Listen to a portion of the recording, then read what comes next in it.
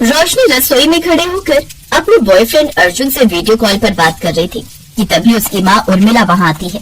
हे राम, इस लड़की ने सारी सब्जी जला दी। मैंने इसे गैस बंद करने भेजा था और इस लड़की को देखो वीडियो कॉल पर बात करने की पड़ी है। ओह सॉरी माँ, मैंने ध्यान नहीं दिया, मैं भूल गई।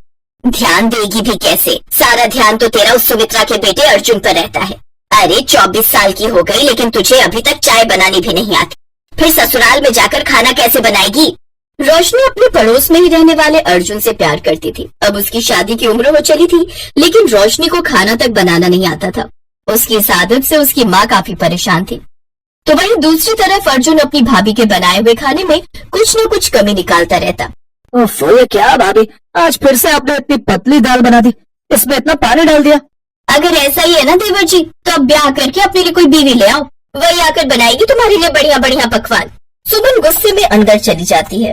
ओफो अर्जुन, तू अपने मुंह पर कंट्रोल नहीं कर पाता ना, बेचारी को बेकार में ही सुना दिया। और ठीक ही कह रही है वो, अगर तुझे अच्छा खाना खाना है ना तो शादी कर ले, मैं तेरे लिए लड़की ढूंढना शुरू कर देती हूँ।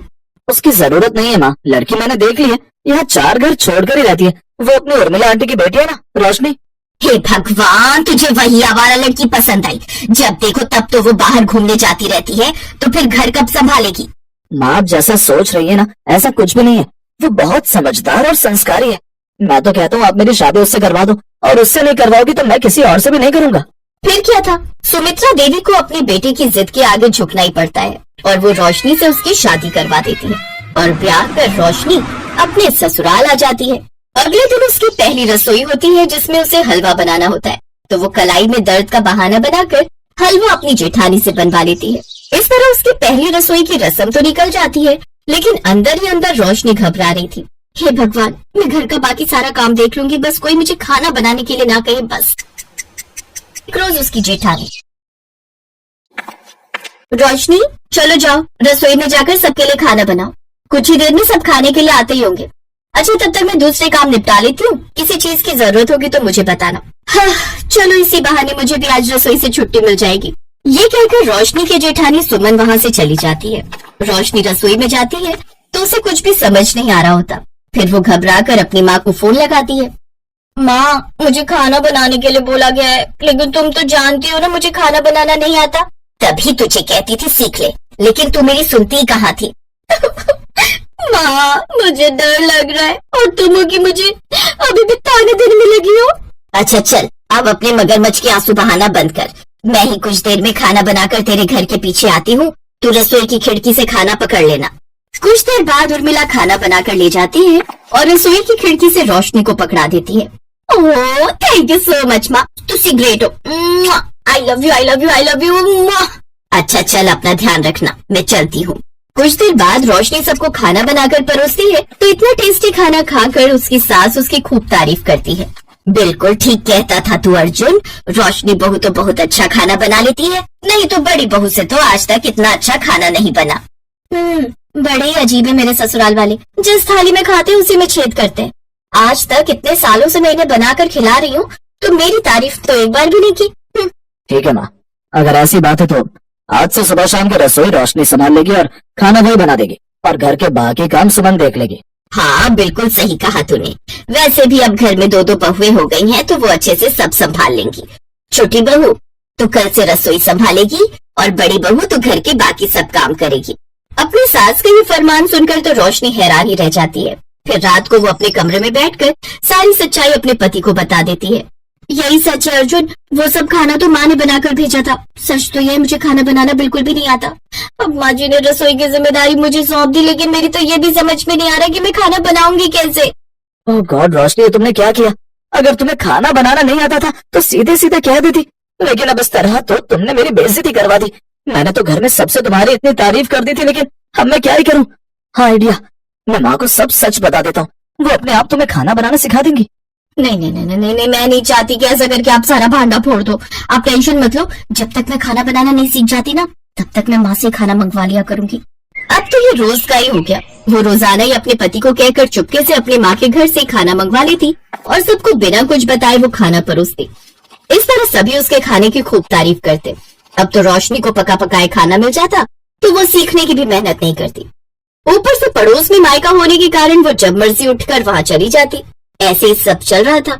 एक रोज घर पर कुछ मेहमान आ जाते हैं तो उसकी जेठानी उससे कहती है, रोशनी, मैं जल्दी से बाजार जाकर सब्जी ले आती हूँ, तब तक तुम खाना बना लो। जी ठीक है भाभी। सुमन सब्जियां लेने बाजार चली जाती है। उधर रोशनी लगातार अपनी माँ को फोन करे जा रही थी, लेकिन तबीयत खराब होने के कारण वो सोई हुई होती है और रोशनी का फोन नहीं देख पाती। कुछ देर बाद सुमन बाजार से लौट आती है। क्या बात है रोशनी, तुमने अभी तक खाना नहीं बनाया? रोशनी काफी घबरा जाती है और लड़खड़ाती हुई आवाज में कहती है, वो घर में कुछ सब्जी नहीं थी सिवाय इस करेले के। अब मेहमानों को करेले थोड़ी ना खिलाएंगे, इसीलिए मैं आपके आने का मेरा मतलब इस सब्जियों का इंतजार कर रही थी। आप जाइए, मैं खाना बना लूंगी। लेकिन सुमन को उस पर शक होता है और वो वहीं दरवाजे के बाहर खड़े होकर सब देख रही होती है। वो देखती है कि रोशनी लगातार फोन पर फोन मिलाई जा रही थी। कुछ देर बाद उसकी माँ उठा लेती है। अरे यार, माँ कहाँ चली गई थी? पता है तब से कितने फोन कर रही थी। अच्छा, अब जल्दी से ना कुछ अच्छा खाना बनाकर पकड़ा दो। वो क्या है ना, आज घर पर मेहमान आए हुए हैं। अच्छा ठीक है, मुझे थोड़ा टाइम दे, मैं बना कर ले आती हूँ। लेकिन सुमन उनकी ये सारी बातें सुन लेती है। कुछ देर बाद रोशनी की माँ रसोई की खिड़की से उसे खाना पकड़ा कर जाती है। ओह, तो ये सारा माजरा है। देवरानी जी अपनी माँ के हाथों का स्वादिष्ट खाना हमें झूठ बोलकर खिलाती रही। अब इसका भांडा तो मुझे फोड़ना ही होगा। उस वक्त तो सुमन किसी से कुछ नहीं कहती, लेकिन अगले दिन वो जानबूझकर अपनी सास को रसोई में बुलाकर लाती है। माँ जी, आप ना बहुत ही अच्छे राजमा बनाते हो, आप हमें भी वो रेसिपी बता दो ना। आज रात के लिए हम राजमा चावल बनाकर तैयार करते हैं। अच्छा ठीक है, मैं बताती जाती हूँ, तुम बनाती जाओ। ओह नो, अब ये दोनों रसोई में ही खड़ी रहेंगी तो फिर मेरा क्या होगा? अरे छोटी बहू, किस सोच में पड़ गई? चल चावल पकाने रख दे एक तरफ।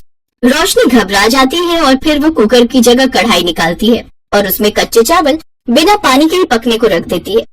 अरे ये क्या बहू, अनाड़ियों की तरह क्यों खाना बना रही हो? फिर वो रोने लग जाती है और अपनी सास को सब सच बता देती है। माँ जी, मैं तो ये खाना अपने पड़ोस के मायके से अपनी माँ से मंगवाती थी। सच तो ये है कि मुझे बिल्कुल भी खाना बनाना नहीं आता।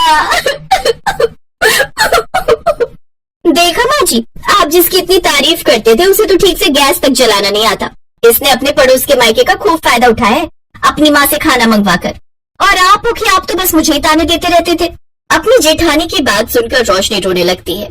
तभी उसकी सास अपनी बड़ी बहू से कहती है, तू चुप कर, जब तेरी शादी हुई थी तो तुझे कौन सा खाना बनाना आता था?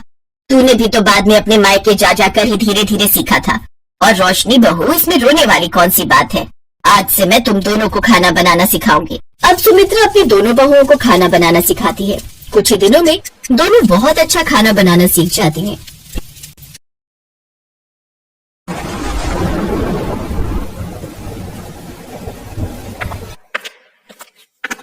माँ उठो, माँ लो ये दवाई खा लो। हाँ हाँ बेटा, जरा मदद कर दे बेटा, अब तो शरीर उठने को राजी नहीं है। सीनू अपनी माँ सविता को सहारा देकर बिस्तर पर बिठाती है। सीनू बहुत ही समझदार और एक जिम्मेदार लड़की थी। कई साल पहले एक सड़क हादसे में सीनू ने अपने पिता को खो दिया था। इस हादसे के बाद से ही सीनू की माँ सविता बहुत बीमार रहने लगी। धीरे धीरे तबीयत बिगड़ती गई और वो बिस्तर पर आ गई। अब सीनू को ही सब कुछ संभालना था। उसने शहर के मेन मार्केट में सब्जी बेचना शुरू कर दिया। छोटी सी उम्र में वो घर का खर्चा चला रही थी, लेकिन किसी अच्छे डॉक्टर से अपनी माँ का इलाज करवा पाना उसके बस से बाहर था। दवाई खाने के बाद सविता सीनू के सिर पर हाथ रखती है और कहती है, तूने कुछ खाया बेटा? हाँ माँ, खा लिया। तुम मेरी चिंता मत करो, बस आराम करो और सबसे जरूरी बात, खुश रहा करो। मैं बाजार जा रही हूँ, कोई भी परेशानी हो तो पड़ोस से बिमला मौसी को बुला लेना, ठीक है? सविता सीनू को एकटक देख रही थी और अचानक रोने लगी। सीनू ने उसके आंसू पोंछे और उससे पूछा, क्या हुआ माँ, क्या सोचने लगी तुम? मुझे माफ कर दे बेटा, इतनी सी उम्र में तुझे कितनी मेहनत करनी पड़ रही है और मैं सारा दिन बस बिस्तर पर ही पड़ी रहती हूँ। काश तेरा कोई भाई होता तो आज हमारी ये हालत ना होती। ये कैसी बातें कर रही हो माँ? तुम बीमार हो इसलिए कुछ नहीं कर पा रही हो, और मेरा भाई होता तो वो भी यही करता जो मैं कर रही हूँ। जो है सब अच्छा है, अब तुम आराम करो, मैं चलती हूँ और ज्यादा सोचना मत। इतना कहकर सीनू सब्जियों का ठेला लेकर बाजार की तरफ चली गई। उसने भले ही अपनी माँ को दिलासा दे दिया था, लेकिन सच तो ये था कि उसे भी किसी सहारे की जरूरत थी। एक भाई की कमी उसे भी महसूस होती थी, लेकिन हालात से समझौता करना सीनू को आता था। वो सब कुछ भूलकर सब्जी बेचने लगी। तभी वहाँ एक बाइक आकर रुकी। बाइक पर करीब 22-23 साल का लड़का था जो बाइक रोककर किसी से फोन पर बात करने लगा। अरे कैसी बातें कर रहे हो, ऐसा बिल्कुल नहीं होना चाहिए। वो सारा सामान गरीब बच्चों के लिए है, उन तक ही पहुंचना चाहिए। तुम रुको, मैं आता हूँ जल्दी, फिर देखता हूँ। वो लड़का आदित्य था, जो एक सॉफ्टवेयर कंपनी में काम करता था, साथ ही एक समाज सेवी संस्था से भी जुड़ा था। सीनू ने उसे देखा तो उससे बोली, भैया, ओ भैया, कुछ सब्जी भाजी ले जाओ घर के लिए, सबकी सब एकदम ताजी हैं। नहीं गुड़िया, अभी घर नहीं जा रहा हूँ, कहीं और जाना है, फिर कभी ले जाऊंगा। आदित्य की बात सुनकर सीनू का चेहरा उतर जाता है। आदित्य जैसे ही जाने के लिए अपनी बाइक स्टार्ट करता है तो वो स्टार्ट नहीं होती। वो कई बार कोशिश करता है लेकिन सब बेकार। उसे देर हो रही थी, अब वो परेशान होने लगा। ये देखकर सीनू ने उससे कहा, भैया जी, आपने मुझसे सब्जी नहीं खरीदी ना, तो देखो आपकी फटफटिया भी बुरा मान गई। लेकिन आप चिंता मत करो, आप 2 मिनट रुको, मैं किसी को जानती हूँ जो आपकी मदद कर सकता है। सीनू आदित्य को अपनी सब्जियों के पास छोड़कर चली गई। कुछ ही मिनटों में वो अपने साथ एक मैकेनिक को ले आई, जिसकी दुकान पास में ही थी। उसने आदित्य से कहा, लो भैया, ये है गाड़ियों के डॉक्टर, ये सब ठीक कर देंगे। आदित्य सीनू की बात पर मुस्कुरा देता है। मैकेनिक अपने काम पर लग जाता है। आदित्य सीनू से कहता है, गुड़िया, तुम्हारा बहुत बहुत शुक्रिया, तुम मदद ना करती तो पता नहीं कितनी देर लग जाती। वैसे नाम क्या तुम्हारा, और तुम्हारे पापा का है? मेरा नाम सीनू है, और मेरे पापा वो तो भगवान जी के पास चले गए कई साल पहले। ओह, और तुम्हारी माँ, और कौन है तुम्हारे घर में? बस माँ और मैं। माँ भी बहुत बीमार है, वो तो बिस्तर से उठ भी नहीं सकती। अरे, तो तुम रोज यहाँ अकेले ही सब्जी बेचती हो, तुम्हारी मदद के लिए कोई नहीं है? नहीं भैया जी, कोई नहीं है मेरी मदद करने को। आप ही कर दो मेरी मदद, कुछ सब्जियाँ खरीद लो। 4 घंटे हो गए यहाँ खड़े खड़े, आज तो बोनी भी मुश्किल लग रही है। रक्षाबंधन आने वाला है, सोचा था सब्जी बेचकर जो पैसे मिलेंगे उनसे खूब सारी राखियाँ ले आऊंगी, तो उन्हें बेचकर और अच्छी कमाई हो जाएगी, और फिर मैं। फिर क्या, बताओ गुड़िया, क्या करना चाहती हो पैसों से? भैया, मैं अपनी माँ को पहले जैसे चलते फिरते देखना चाहती हूँ। मैंने सोचा था कि अगर थोड़ी कमाई हो जाएगी तो उन्हें अच्छे डॉक्टर के पास लेकर जाऊंगी। इतना कहते ही सीनू रोने लगती है। इतनी कम उम्र में सीनू में इतनी समझदारी देखकर आदित्य दंग रह जाता है। वो मन ही मन सीनू की मदद करने का फैसला कर लेता है। वो सीनू की सब्जियों को अलट पलट कर देखता है और उससे कहता है, अरे मैं तो भूल ही गया था, मैं एक समाज सेवी संस्था से जुड़ा हूँ, वहाँ कल गरीब बच्चों को खाना खिलाने वाले हैं। तुम रुको जरा 1 मिनट। आदित्य तुरंत किसी को फोन लगाता है और कुछ देर बात करने के बाद सीनू से कहता है, चलो भाई गुड़िया, हो गया तुम्हारा काम, तुम फटाफट पैसे जोड़ो और मुझे बताओ, ठीक है? अभी थोड़ी देर में एक लड़का आएगा और तुम्हारी सारी सब्जियां लेकर जाएगा, ठीक है? अरे वाह भैया, आपका बहुत बहुत शुक्रिया, आपने तो मेरी बहुत बड़ी मदद कर दी। अरे नहीं गुड़िया, सब्जी तो कहीं ना कहीं से खरीदनी ही थी, तो तुमसे ले ली। वैसे अब खुश तो हो ना तुम? बहुत खुश हूँ भैया, अब आप देखना, एक से एक राखी खरीद कर लाऊंगी और उन्हें बेचकर खूब पैसे कमाऊंगी, फिर सब अच्छा हो जाएगा। खुश रहो, खुश रहो। अच्छा ये लो पैसे। लेकिन ये तो मेरी सब्जी के दाम से ज्यादा पैसे हैं भैया। भैया कह रही हो तो मैं भी छोटी बहन समझ के दे रहा हूँ, रख लो। और हाँ, ये लो मेरा फोन नंबर, कोई भी मदद चाहिए हो तो फोन करना, ठीक है? मैकेनिक ने आदित्य की बाइक ठीक कर दी थी। आदित्य सीनू के सिर पर हाथ रखता है और फिर अपनी बाइक लेकर चला जाता है। सीनू काफी देर तक आदित्य के बारे में ही सोचती रही। शाम के वक्त आदित्य की संस्था से एक लड़का आकर सीनू से सारी सब्जी ले जाता है। सीनू बहुत खुश थी। वो सारे पैसों से जाकर नए नए डिजाइन की राखियां खरीद लेती है और उन्हें अपने ठेले में सजाकर रक्षाबंधन से 1 दिन पहले बाजार आ जाती है और जोर से चिल्लाती है, राखी ले लो राखी, गुड्डे वाली, फूल वाली, गोटे वाली राखी, सुंदर सुंदर राखी ले लो। सीनू कई घंटों तक ऐसे ही आवाज लगाती रहती है, पर कोई भी उससे राखी नहीं खरीद रहा था। दरअसल कुछ ही दूर राखियों की एक बड़ी सी दुकान थी, जहाँ सीनू से ज्यादा वैरायटी की राखियाँ थी, इसीलिए सभी लोग उसी दुकान से राखियाँ खरीद रहे थे। ये देखकर सीनू फिर से उदास हो गई थी। शाम हो गई पर उसकी एक भी राखी नहीं बिकी। वो अपनी राखियों के साथ घर पहुंची तो उसे उदास देखकर सविता ने पूछा, क्या हुआ सीनू, जाते हुए तो बड़ी खुश थी तू।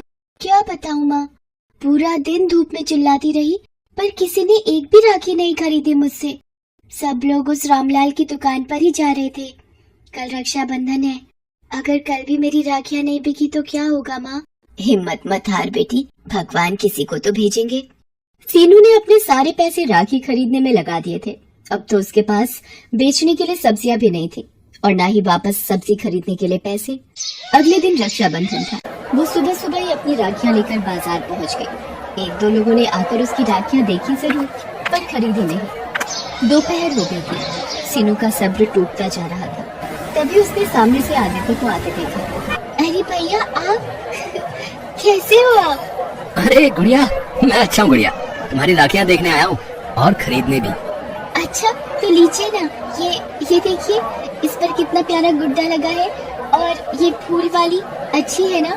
सीनू खुश दिखने की कोशिश तो कर रही थी, पर आदित्य उसका चेहरा देखकर सब समझ गया था। उसने आते हुए राखियों की दुकान और उसमें लगी भीड़ भी देख ली थी और उसे समझने में देर नहीं लगी कि सीनू के लिए अपनी राखियां बेच पाना कितना मुश्किल था।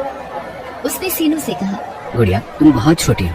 इतनी सी उम्र में तुम में जो हौसला है, उसकी जितनी तारीफ की जाए वो कम है। लेकिन बेटा, ऐसे काम नहीं चलेगा, तुम्हें कुछ और सोचना होगा। मतलब भैया, मैं खुद समझी नहीं। आदित्य उसकी तरफ देखकर मुस्कुराता है और अपनी बाइक साइड में लगाकर सीनू की जगह जाकर खड़ा हो जाता है और जोर जोर से चिल्लाने लगता है, ले लो, किस्मत वाली राखी ले लो। इसे खरीदोगे तो किस्मत खुल जाएगी, हर मुश्किल दूर भाग जाएगी। जिस भाई की कलाई पर बंधेगी ये राखी, उसकी उम्र 100 साल की हो जाएगी। ले लो। आदित्य की पर्सनैलिटी बहुत अच्छी थी। लोग उसे राखियां बेचते हुए देखकर पहले ही चौंक गए थे। ऊपर से आदित्य का उनको बुलाने का तरीका भी मजेदार था। धीरे धीरे लोग उसके पास आते गए। सीनू ने राखियां बेचती गई और आदित्य इसी तरह मजेदार बातें करके लोगों को आकर्षित करता गया। कुछ ही देर में सीनू की सारी राखियां बिक गई। ये देखकर आदित्य बहुत खुश हुआ। उसने सीनू से कहा, देखा गुड़िया, ऐसे बेचते हैं सामान। सारी राखियां बिक गई तुम्हारी? नहीं भैया, सारी नहीं बिकी। मैंने एक राखी बचा कर रखी है। लेकिन क्यों गुड़िया? अभी तो तुमने एक ग्राहक से कहा कि सारी राखियां बिक गई हैं, उसके लिए नहीं बची। तुमने ये राखी उसे क्यों नहीं दी?